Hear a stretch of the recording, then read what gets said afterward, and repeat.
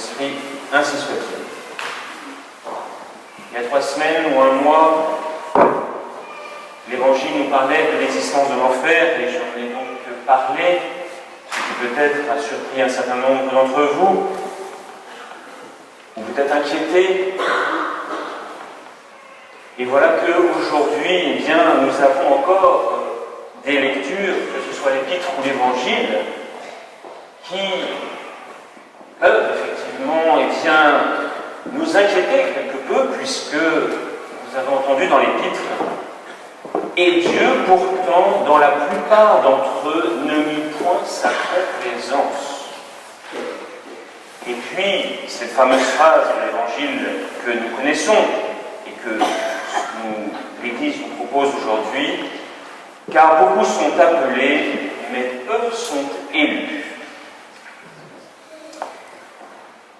Nous sommes à quelques jours, 2 semaines et demie, je le disais à l'instant, de Carême.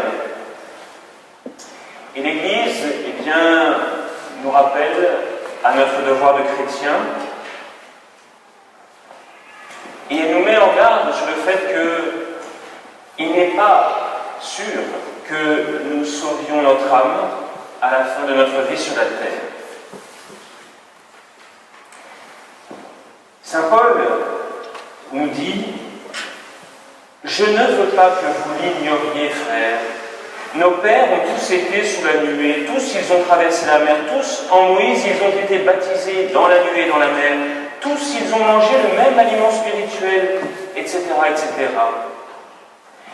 Qu'est-ce que cela veut dire? Cela veut dire que tous ces Israélites que Moïse avait fait sortir d'Égypte et qui étaient entrés dans le désert pendant 40 ans, ont tous reçu, pour aimer, la grâce. Ils ont tous reçu la grâce divine. Ils ont reçu les commandements de Dieu, du Sinaï. Ils ont été nourris par la manne, par les cailles. Dieu leur a donné de l'eau du rocher pour qu'ils n'aient pas soif. Ils ont eu tout ce qui était nécessaire pour connaître et adorer le vrai Dieu, lui rendre grâce et reconnaître tous ses dons. Tout leur a été donné, contrairement à tous les peuples païens, idolâtres. Et pourtant, nous dit saint Paul, dans la plupart d'entre eux, Dieu ne mit point sa complaisance. Si nous relisons, c'est ce que je fais avec les enfants du catéchisme cette année, dans l'Histoire sainte, si nous relisons l'Histoire sainte, c'est-à-dire l'Ancien Testament, nous ne cessons de voir l'infidélité du peuple que Dieu s'était choisi. Indéfiniment, ce peuple qui avait été choisi et auquel Dieu se révèle, il se donne à connaître, ne cesse de retourner à son idolâtrie, ne cesse d'aller chercher à faire alliance avec les ennemis, que ce soit les Philistins, les Assyriens. Il ne cesse de se détourner de Dieu. Et Dieu leur envoie régulièrement des prophètes pour leur rappeler cette alliance qu'il a conclue avec eux et qu'il ne cesse aussi de renouveler. C'en est au point que les enfants commencent à connaître vraiment la musique, puisqu'on a des prophètes qui se succèdent et indéfiniment, les prophètes rappellent la même chose au peuple que Dieu s'est choisi, à son peuple. Et pourtant, ce peuple, à la nuque raide, ne cesse de se détourner de lui. Dieu, dans sa bonté, ne cesse pas d'aller rechercher son peuple et de refaire alliance avec lui. Mais s'il n'en était pas ainsi, eh bien, le peuple se perdrait pour toujours. Dieu, nous dit saint Paul, n'a pas mis sa complaisance dans beaucoup d'entre eux. Est-ce que cette situation n'est pas aussi la nôtre parfois? La question qui se pose à nous est de savoir à quelle place Dieu est-il dans notre vie. Est-il à la première place? Est-il à la deuxième, troisième, quatrième place? À la toute dernière place? Quelle est la place de Dieu dans nos vies? Dans l'Évangile, la phrase de Jésus est encore bien plus lapidaire que celle de saint Paul. Beaucoup sont appelés, mais peu sont élus. Il n'en est donc, il n'est rien de sûr, rien de certain quant à notre salut éternel. Beaucoup sont appelés, mais peu sont élus. Évidemment, cela est assez mystérieux pour nous. Comment Dieu gère-t-il, je dirais, cela? Comment fait-il pour, juger en toute justice? Comment sait-il qui mérite, qui peut se sauver et qui ne peut pas se sauver? Qui ne se sauvera pas? Alors, si l'Église nous met ces deux lectures aujourd'hui à notre méditation, devant les yeux pour notre méditation, est-ce que cela est pour que nous nous découragions? Certainement pas. La tentation du découragement est la toute dernière, la plus belle tentation pour le démon. Tous, nous pouvons effectivement, à un moment donné de notre vie, à un moment ou à un autre, être tentés par le découragement. Mais ce n'est pas pour cela que l'Église nous donne à méditer ces textes. L'Église nous le donne pour que nous ayons moins de confiance en nous, je dirais, dans notre capacité à nous sauver, et beaucoup plus de confiance en Dieu, qui lui peut nous sauver. Et puis, l'Église nous le donne aussi pour que nous prenions vraiment au sérieux notre vie spirituelle. Sommes-nous vraiment sérieux dans notre vie spirituelle?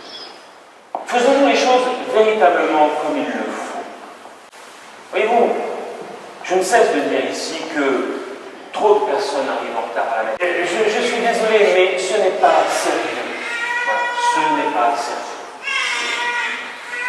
On ne peut pas dire qu'on fasse les choses correctement quand on arrive en retard à la messe. Il n'est pas sérieux aussi de se coucher tard le samedi soir et on arrive les yeux décalqués le dimanche matin. On arrive tard le dimanche matin parce qu'on s'est couché trop tard le samedi soir. Et je parle évidemment des adultes, mais je parle aussi des enfants. Il suffit de voir la tête de certains enfants le dimanche matin dans la sacristie. Il faut quand même prendre les choses de Dieu au sérieux. Et si vous n'avez pas encore compris, mes chers frères, c'est le temps de le comprendre, c'est le moment de le comprendre. Nous serons jugés sur tous les actes que nous avons posés au cours de notre vie, aussi petits soient-ils. Et le fait d'arriver à l'heure à la messe, que voulez-vous, c'est un acte posé, et qui est bien posé, ou qui ne l'est pas. Qu'en est-il de l'assistance dominicale à la messe? Assister à la messe, c'est tous les dimanches. Il n'y a pas de raison, il peut y avoir des raisons graves de ne pas assister à la messe. Mais l'assistance à la messe dominicale est une obligation pour le chrétien. Et ce n'est pas le maximum que nous pouvons réaliser. C'est au contraire le minimum. Quand l'Église nous oblige à la messe tous les dimanches, elle nous dit qu'il est le minimum vital pour nous. On n'est pas du tout dans le maximum que l'on peut faire. Et précisément, est-ce que nous comptons nous sauver notre âme en faisant le minimum? Ou est-ce que, comme les saints, nous voulons tout donner pour assurer le salut de notre âme?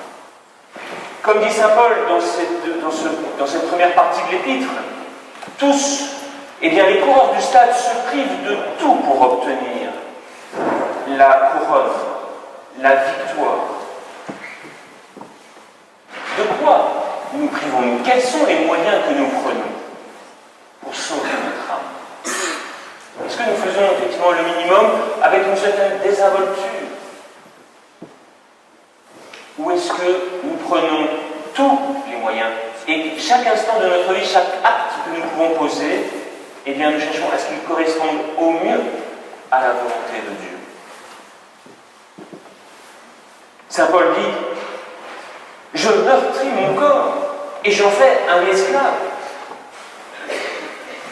Nous avons une complaisance à l'égard de notre corps qui fait qu'on mange, on boit au-delà du nécessaire. Et on n'hésite pas à s'enivrer ou à exagérer dans la nourriture, avec toutes les conséquences qu'il y a derrière. Et on pense qu'on va plaire à Dieu de cette façon. On pense qu'on va se sauver comme ça. Et que finalement, le péché, c'est finalement pas grand-chose. Et puis, même le péché mortel, à vrai dire, il suffit d'aller se confesser et l'affaire est réglée. Eh bien, chers frères, il faut que vous relisiez, il faut que nous relisions. Tous ont reçu la grâce. Et Dieu, pourtant, dans la plupart d'entre eux, ne mit point sa complaisance. Alors, voyez-vous, l'Église, dans ce temps de la Septuagésime, dans ces 15 jours et un peu plus, qui nous prépare à entrer dans le carême, c'est l'occasion pour nous de faire un petit examen de conscience afin de pouvoir commencer un bon carême dans quelques jours. C'est pour ça que nous avons ce temps de la Septuagésime.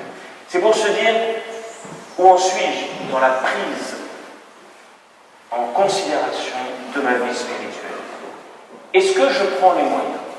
Ou est-ce que je suis lâche? Je suis laxiste? Je suis complaisant avec le péché, avec moi-même? Parce que finalement, je cherche à faire le minimum. Alors, mes chers frères, profitons bien de ces quelques jours qui nous restent avant le carême pour précisément faire un bon examen de conscience, de manière à pouvoir prendre de bonnes résolutions, très ciblées, très concrètes, au moment du carême. Au nom du Père, et du Fils, et du Saint-Esprit.